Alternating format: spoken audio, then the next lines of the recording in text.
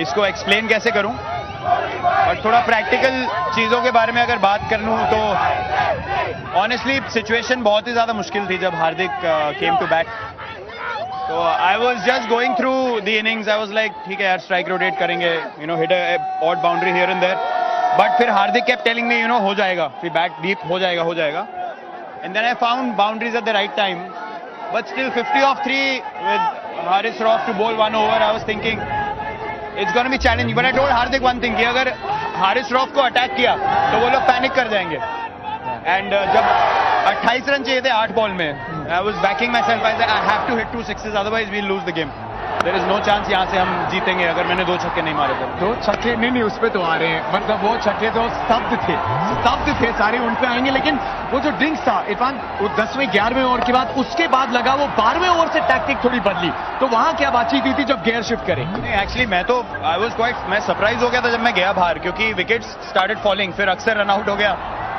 तो मुझे लग रहा था कि यार सिचुएशन खराब से खराब होती जा रही है, बट फिर जब हार्दिक आए तो then I told him single लेते रहे, स्ट्राइक रोटेट करेंगे, let's go deep in the game, देखते हैं क्या होता है, कभी ना कभी प्रेशर डालने का मौका तो आएगा, और जब वो मौका आया तो फिर शाहीन, मुझे ऐसा लग रहा था कि 100% शायद नहीं थे, तो मुझे लग रहा था कि उनके मेन बॉलरों में से वो भी हैं, अगर उनको अटैक करेंगे तो हार्दिक का फोकस तो नवाज की बॉलिंग पे था कि मैं उसको छक्के मार सकता हूं, एंड वी न्यू, लेकिन आए हैं तो इनका स्वागत है कि ओवर बहुत टाइट, एक समय के बारे में बात करी, लेकिन ये इमोशन, विराट आपने बहुत शतक लगाया, आप लेजेंड हो, लेकिन ये इमोशन ये हमेशा नहीं देखने को मिलते, क्या मायने रखता है आपके लिए? मतलब मैं ये बोल रहा हूँ कि ये सब जो हुआ है मुझे समझ ही नहीं आया कि हुआ क्या है, मतलब ये मुझे बार बार देखना पड़ेगा बाद में, लेकिन अतिरिक्त सिर्फ ये क्योंकि इमोशंस की बात कर रहे हैं, क्या सही था कि इनसे 1-2 बॉल पहले आपने ड्रेसिंग रूम और डगआउट को इशारा किया था कि शांत रहना, जब जीतने वाले थे हम थोड़ा शांत रहना? हाँ, क्योंकि जब आपको 15-16 रन की रन रेट चाहिए और 2 बॉल में 2 रन आ जाए तो लोग शायद रिलैक्स या ओवर एक्साइटेड भी हो सकते हैं कि बन गए, फिर एक डीके रन आउट हो गए या स्टंपिंग, ने बोला कि कवर्स के ऊपर मारने देखना, लेकिन ऐश ने अपना दिमाग के ऊपर एक्स्ट्रा दिमाग लगाया, और मतलब that was a very brave thing to do, came inside the line, wide करवा दी, उसके बाद तो सिचुएशन यही रहेगी कि गैप में गई तो हम जीत जाएंगे मैच। आपके वो छक्के, हारिस रऊफ को वो छक्का सामने, विराट व्हाट इज दैट, मतलब 150 पे गेंदबाजी कोई कर रहा है, वो हार्ड लाइन डाल रहा है और आप सामने मारो, वो दिखा भी देते हैं, हमने शायद देखे नहीं होंगे। टूर्नामेंट का सबसे बेहतरीन शॉट है,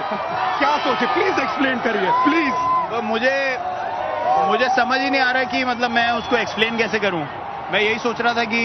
2 छक्के चाहिए,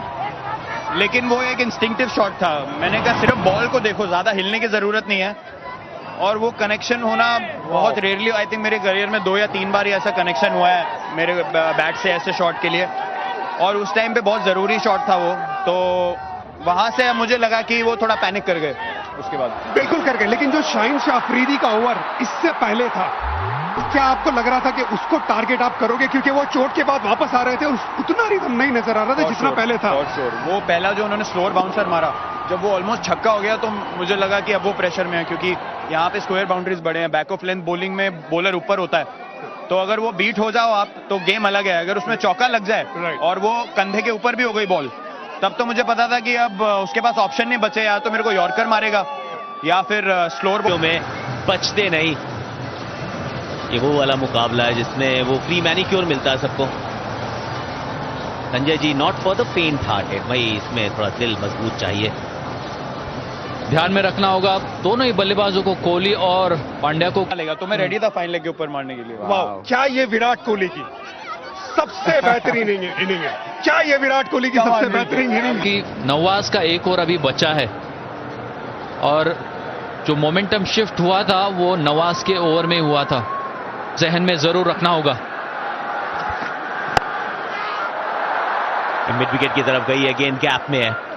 वो बात आपकी जहन में जरूर रखना होगा।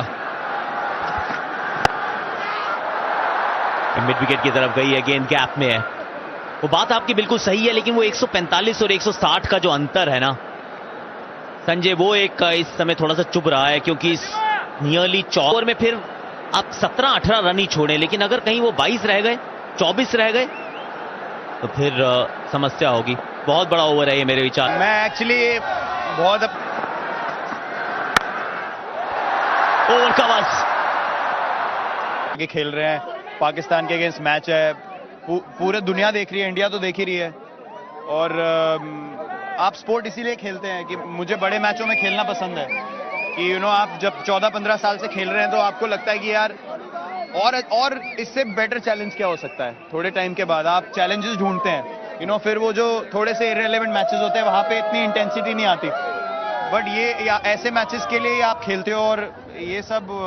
ऊपर वाले का ही किया करा है, वही सबको ब्लेसिंग दे रहा है, तो मैं बहुत ग्रेटफुल फील कर रहा हूँ। विराट कोहली के सामने जितने भी चैलेंजेस आएंगे उसको वो हमेशा इसी तरह पार करते जाएंगे जो पार करते रहे हैं। लेकिन आपने दिवाली एक दिन पहले 2 दिन पहले ही वो मना ली है। बहुत अच्छी टाइमिंग हो गई। आई थिंक अब लोग खुशी से दिवाली बनाएंगे, सबको बहुत हैप्पी दिवाली। आई होप कि ये जो आज इमोशन फील कर रहे हैं वो कल में भी कैरी हो और आपकी दिवाली और भी शुभ हो और भी खुश हो,